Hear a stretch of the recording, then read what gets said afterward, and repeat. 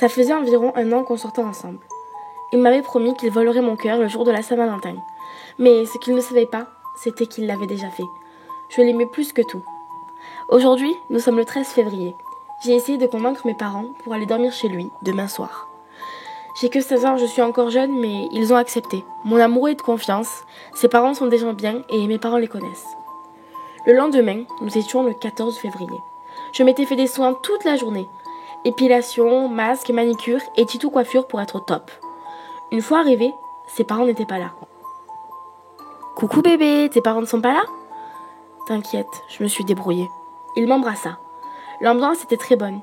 Il y avait des bougies, des verres avec différentes bouteilles sur la table.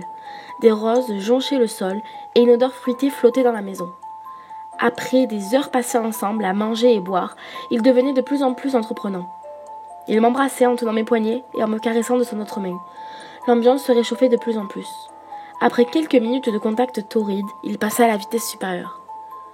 Je ne suis pas prête, mon cœur. Il n'écoutait pas ce que je disais. Il continuait à faire ce qu'il voulait. L'ambiance romantique s'était transformée en situation sale et irrespectueuse. Je pensais que le faire avec la personne qu'on aimait, c'était génial, mais les larmes coulaient sur mes joues et mon copain était en train de voler mon innocence. Après des heures et des heures de calvaire, c'était fini. J'étais en sueur et une petite tache de sang occupait les draps. J'avais mal au ventre. Une odeur spéciale me filait la nausée. Alors que mon copain était allé à la douche, je cherchais l'endroit d'où venait l'odeur. Mon odorat me mena jusqu'au placard. Je décida d'ouvrir. Je vis devant moi 2 cadavres. Je pouvais reconnaître le visage de ses parents, de mon copain. Des parents de mon copain. Je referma stupéfaite. « Ma chérie, je suis là. Je vais rentrer. » « Non, je reste ici. » « Mais Il s'approcha de moi. Un air de violence se lisait sur son visage. « Chut, ne bouge plus. Je t'ai toujours promis que je volerais ton cœur le jour de la Saint-Valentin. »« Mais tu l'as déjà fait auparavant, mais là tu m'as... » Il attacha mes poignets au barreau du lit.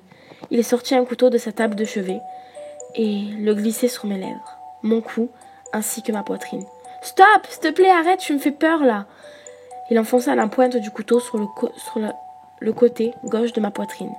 Je hurlais et je me sentais mal. Une douleur immense m'habitait et la peur me paralysait et m'empêchait de respirer. Ma vue se troublait, mais je pouvais toujours voir le sang sur ses mains de salaud. Après quelques minutes, j'entendais des bruits de craquement et de déchirement. Je sentais que je ne pourrais plus tenir longtemps dans cette situation. Je sentais sa main s'enfoncer. « Arrête, mais qu'est-ce que tu fais ?»« Je vole ton cœur, ma chérie, » me disait-il. Il arracha mon cœur d'un coup sec, et je sentais que j'étais en train de mourir. Il jeta mon cœur sur le sol. J'étais morte, mais mon âme voyait encore tout. Il viola mon cadavre à plusieurs reprises, malgré le sang qui coulait sur le matelas.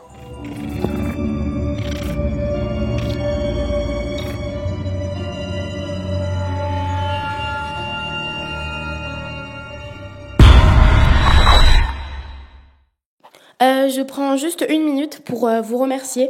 Tout d'abord, remercier mes 3 meilleures amies, Anaïs, Lisa et Léa, qui tous les jours m'aident à avancer et qui me laissent des commentaires constructifs et très positifs et qui me disent ce qui va pas, etc. pour que je m'améliore.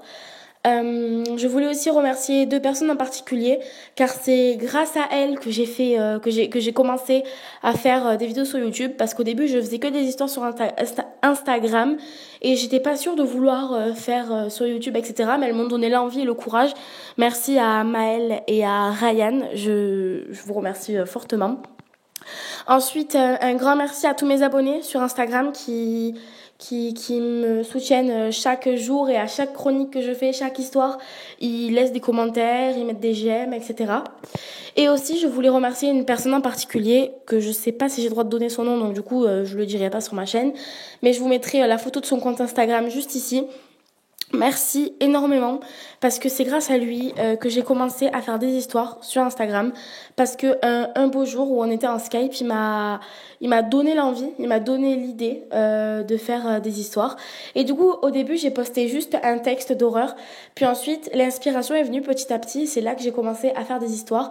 Et puis il m'a beaucoup aidé à progresser parce qu'au début, mon niveau était pas autant élevé que maintenant, et donc il m'a énormément aidé à progresser. Et donc voilà, et franchement, il fait plus de chroniques, mais il fait des choses super sur son compte. Et donc voilà, je vous conseille vraiment d'aller vous abonner et merci énormément à lui de m'avoir aidé à faire tout ça. En fait, merci à tous parce que si vous regardez mes vidéos, c'est déjà une grande aide pour moi parce que ça m'encourage encore plus à continuer. Donc voilà, je vous fais de gros bisous et bonne Saint-Valentin à tous les célibataires et à tous les amoureux, à tous ceux qui sont en couple, etc.